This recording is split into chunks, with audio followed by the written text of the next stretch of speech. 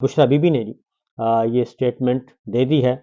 political committee کے ساتھ discuss کیا انہوں نے، اور انہوں نے کہا ہے کہ میں ڈی چوک نہیں چھوڑنا چاہتی تھی اور مجھے زبردستی وہاں سے چھڑوایا گیا، اور وہاں پہ ڈی چوک پہ انہوں نے کہا ڈی چوک بھی، اور اس کے بعد بھی میرے ساتھ کوئی کوآپریٹ نہیں کیا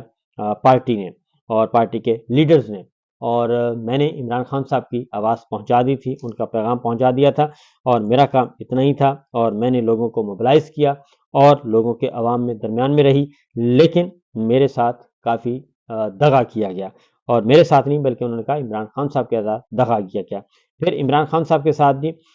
سے بھی جو ہے وہ سٹیٹمنٹ ریکارڈ کرنے کی کوشش کی گئی تھی، اور انہوں نے سٹیٹمنٹ ریکارڈ نہیں کی، ان کو جا کے قائل کرنے کی کوشش کرتے رہے کہ آپ جو ہے وہ اپنا سٹیٹمنٹ ریکارڈ کروا دیں، باہر صورتحال کشیدہ ہے، لیکن عمران خان صاحب نے